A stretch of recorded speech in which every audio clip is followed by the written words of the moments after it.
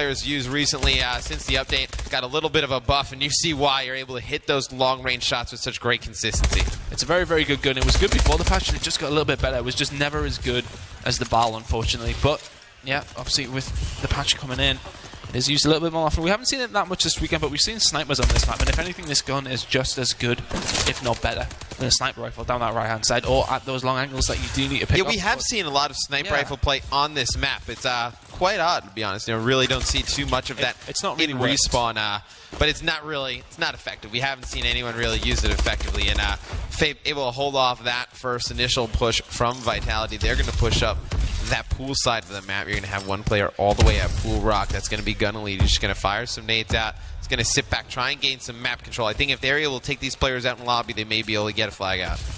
Well, they are getting some sort of control around the flag site at the moment, and the flag has been dropped. They did just jump towards it when Riskin was still alive, and they will pull it out, but Vitality are getting a pretty good spawn. They pulled their own flag, and both flags are away from the base. Yeah, we're going to have both flags away from the base. It's going to be Vitality just bringing through the middle. Cracks the phenomenal kill right there. Nobody able to get a return. It looks like we're going to have a stalemate. And if you are Fabi, this is a ideal situation. If you are Vitality, you need to get in there as fast as possible. You can't have a stalemate happen on the good spawn for a very long time.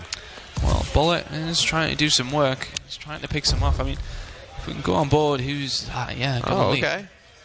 All right. Oh, I see that. That's okay. Gonna lead. He's going to be able to take out one. Has another one directly in front of him. He has a teammate in support in towels, maybe trying to make a pinch here.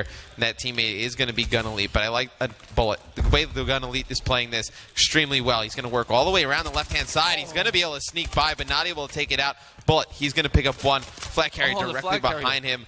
I don't know if he was able to get that one. Vitality's going to get the return. It looks like they're going to be able to put the first score in right here. It's going to go up 1-0. It's a huge play. You know, you can't afford to get down 1-0 on bad side there to start this one out. Well, there you go. And it looked like Fabi might have been able to get away with that. They pushed around. They were quite methodical in the way that they pushed around. They didn't want to take out the guys around them. They were literally just going for the flag runner. And unfortunately, it did not work out for them, though. Vitality. There you go. This could be the second flag, and he's in a good position to do something about this. A lot of members of Fabi going down. Bullet last alive for them momentarily. He goes down as well. This should be clean through for Gataga as long as Dialux can hold down this left-hand side. Somebody has slipped the net. Yeah, no, one person has gotten by. He's taken out right away, though.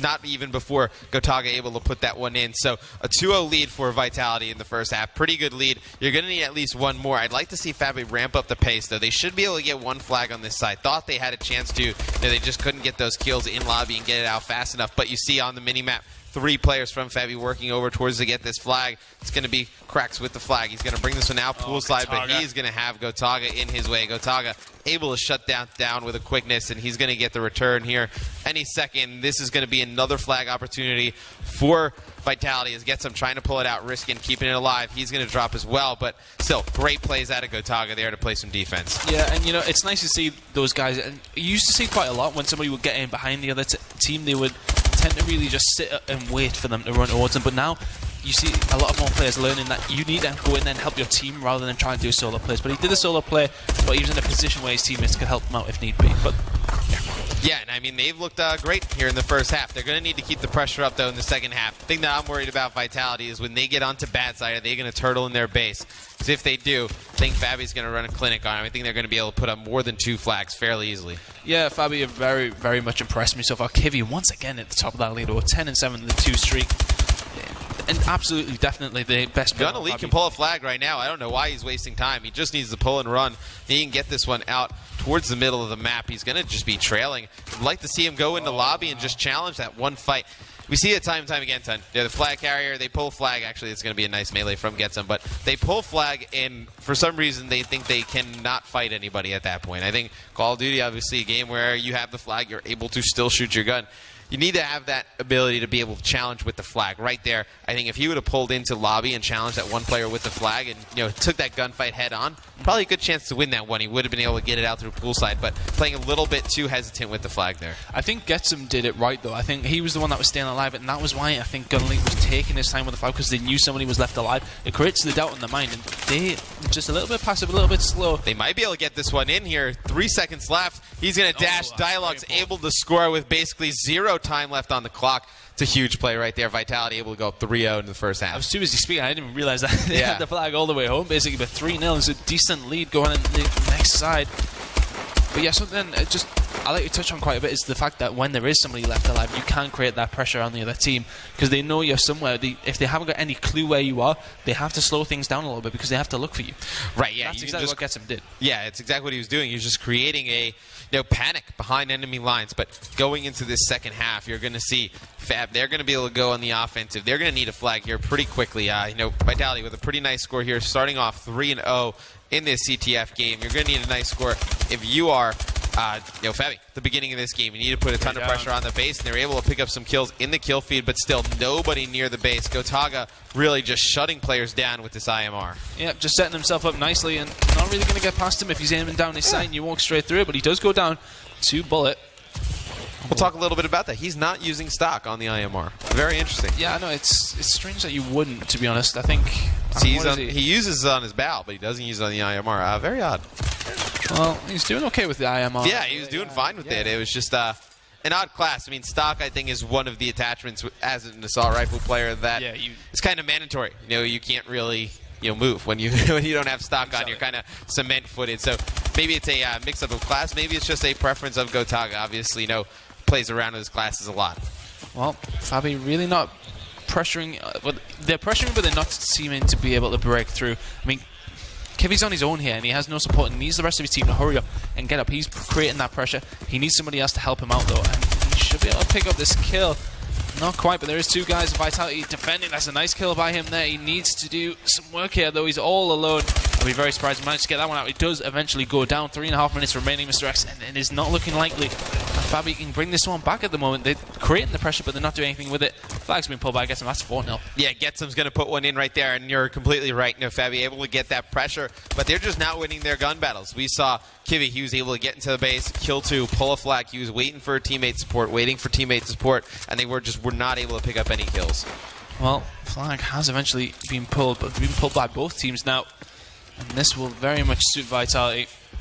They will happily sit with the flag in their base, and has actually been returned as well. So this is looking like it could be potentially 5-0 now.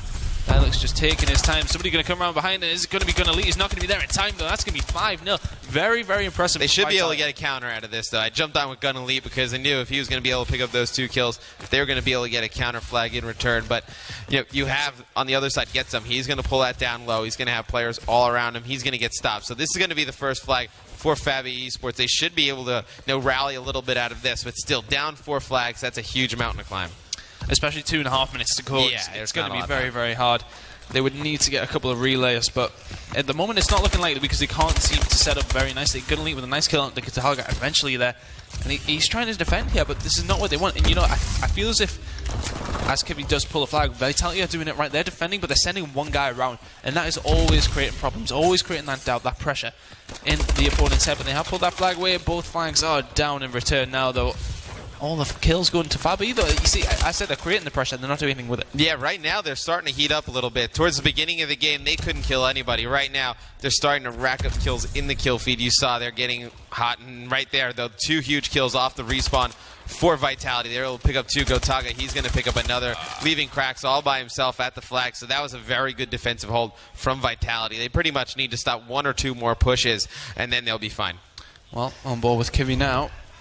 Just trying to have a look at it. 1.5 to go.